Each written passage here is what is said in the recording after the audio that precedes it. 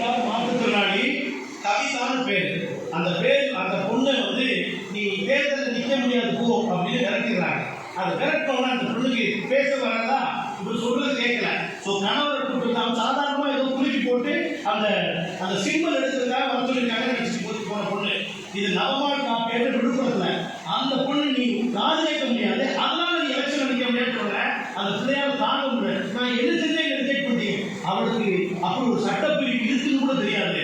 அந்த இடத்துல அவளை ரிஜெக்ட் பண்ண மாப்பிள்ள ரொம்ப வருத்தப்பட்டாங்க. எங்களுக்கு ஃபோன் பண்ணி சொன்னாங்க, எங்களுக்கு பேர் வந்துச்சு, இப்படி எல்லாமா இருக்கு. கலாநிதி சாருடைய பார்வைக்காக சொல்றோம். நான் இப்போ சொல்றது ரொம்ப முக்கியமான விஷயம். நக்கீரன் கோபால் சார் கூட இது கொஞ்சம் புது ஆங்கிள் இருக்கும். மாற்றுத்திறனாளிகளின் கண்கள் வழியாக through the prism of disability எங்களுக்கு அடிப்படை உரிமை இல்லை. We don't have fundamental rights. We only have interpretative jurisdiction.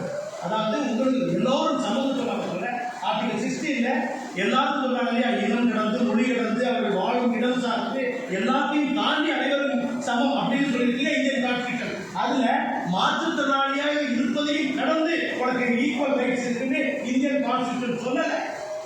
அங்க இருக்கிற இடத்துல இருந்து மாற்றுத்திறனாளிகளுக்கான அரசியல் உரிமைக்காக ஒரு பிரத்யேக அணியை கொண்டு வந்திருக்காங்கன்னா நாம எங்க இருக்கோம், மற்றவர்கள் எங்கே இருக்கிறார்கள் பாராட்டி சொல்றதுக்காக நான் அந்த ட்ரைப் இல்லை.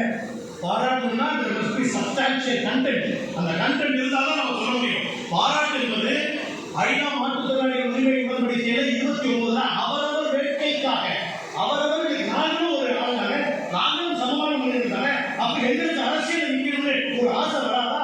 இத்தனை ஆண்டுகான அரசியல் ஆசைக்கு ஒரு அற்புதமான அடிக்கோடிட்டிருக்கிறார் மாண்புமிகு தமிழ்நாடு முதலமைச்சர் அவர்கள். மாற்றுத்திறனாளிகள் இப்ப ஐயா கேட்டாங்க ஏதாவது ஒரு கப்ஷன் வேணும், இது எனக்கு நான் முடிச்சிருந்தேன் பொன்முடி சார் தான்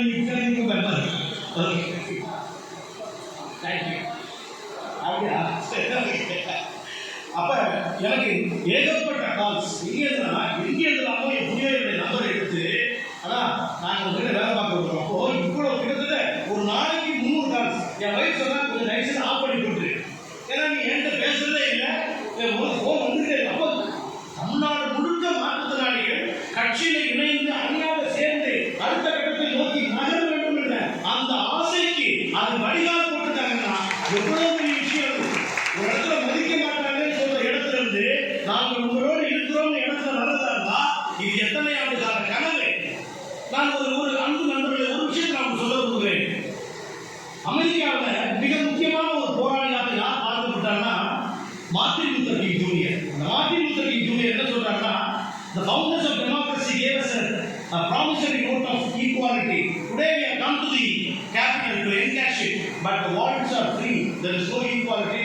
ஒரு beautiful I have a dream அப்படின்னு எனக்கு ஒரு கனவு இருக்கிறது ஒரு மிக அற்புதமான ஒரு உரையாற்றுவார். அப்போ இந்த நாட்டினுடைய தலைநகரத்துக்கு வந்திருக்கிறோம், இந்த கான்ஸ்டிடியூஷனை கொடுத்தவங்க நமக்கு ப்ராமிசரி நோட்டு கொடுத்துருக்காங்க, இங்க சமத்துவம் கிடைக்கும்னு சொல்றாங்க.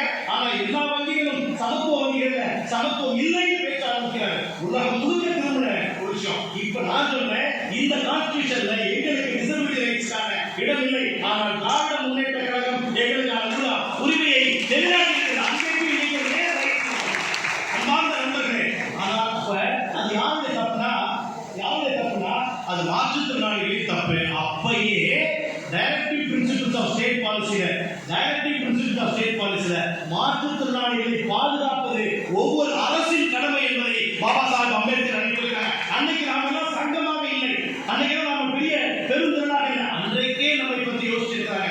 அன்பு நண்பர்களே, இன்றைக்கு நாம் ஒரு அணியாக திரள வேண்டிய தேவை இருக்கிறது. இப்ப ஐயா அவர்களுக்கு பாராட்டு வச்சோம்.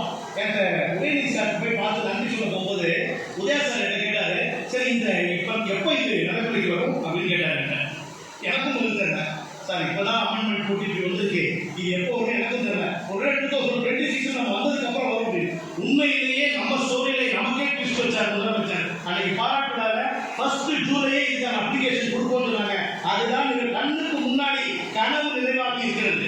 இன்னும் நிறைய பேர் கண்ணுக்கு முன்னாடி கனவு நிறைவாக 3000 மாற்றுத்திறனாளிகள் போஸ்டிங் வரப்போறாங்க. இன்னொரு 10-15 நாள்ல கேட்ட ஒரு டவுட் ஒன்று கேட்டாங்க. என்ன டவுட் கேட்டாங்கன்னா, பிராக்டிகலா ஒரு கடைக்கோடி மாற்றுத்திறனாளி என்ன கேட்டாங்கன்னா, 2 யூடியூப்ல தான் என்கிட்ட கேட்டாங்க. அப்போ இப்போ நியமன உறுப்பினர்னா அந்தந்த கட்சியில் இருக்கிற மாற்றுத்திறனை மட்டும்தான் போடுவாங்களா அப்படின்னு ஒரு கேள்வி. அதை நம்ம வடக்கி கேட்கணுங்கிறதா ஒருத்தர் கேட்டார். நான் சொன்னேன் அவ்வளோ பேர் முதல்ல கட்சியில் இருக்காங்கன்னு கேட்குறேன். ஏன்னா அவ்வளோ பேர் இல்லை. ஏன்னா இதெல்லாம் நான் 2 விஷயத்த நான் புக்கு படித்தேன். லீசா ஸ்கூர் அப்படின்னு ஒரு மாற்றுத்திறனாளி பெண்மணி, மாற்றுத்திறனாளிகள் ஒதுக்கப்பட்டிருக்கிறார்களா அல்லது மெயின் ஸ்ட்ரீம்ல இருக்கிறாங்களா அப்படின்னு ஒரு புத்தகம் எழுதியிருக்காங்க. The persons with disability sidelined or mainstream அப்படின்ட்டு. அதுல அவங்க 2 விஷயத்தை சொல்றாங்க.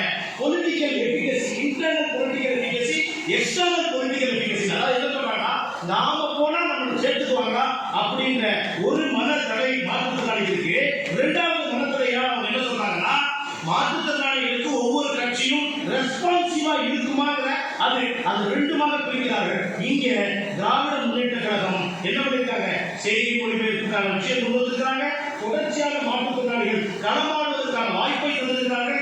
இப்ப நம்ம அம்பகம் கலைஞர் கூட சொல்லி வந்தோம், நம்மளுடைய முரசொலி இருக்கு பார்த்தீங்களா, அந்த முரசொலிய ஒரு கண்பார்வை இல்லாத மாற்றுத்திறனாளி படிக்கணும்னா, நம்முடைய கருத்துக்கள் போய் சேரணும்னா அது ஆக்சசபிளா இருக்கணுமா இல்லையா, நம்மளுடைய அரசியல் என்னங்கிற புரிதல் இருக்கணுமா இல்லையா. இப்ப செய்கை மொழிபெயர்ப்பு இப்ப நான் ஒருவேளை பேசுறேன், நான் அடுத்த முறை நிச்சயமாக இதை கொண்டு வரணும்னு நான் சொல்வேன்னா ஒரு செய்கை மொழிபெயர்ப்பாளர் இங்க வச்சது. ஏன்னா இங்க இருக்கிற யார் காது கேட்க முடியாத மாற்றுத்திறனாளி தெரியாது. அப்ப நம்ம என்ன பேசுறோம்னு அவங்களுக்கு புரியாது.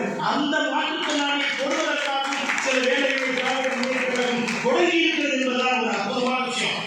இப்ப லாஸ்டா ஒண்ணு மட்டும் சொல்லி இருக்கிறேன். எல்லா கழக உடன்பிறப்புகளும் ஒரு மாற்றுத்திறனாளிக்காக போய் பார்த்தீங்கன்னா ரொம்ப சந்தோஷமா இருக்கும். எங்களால் வெளியில வர முடியுமா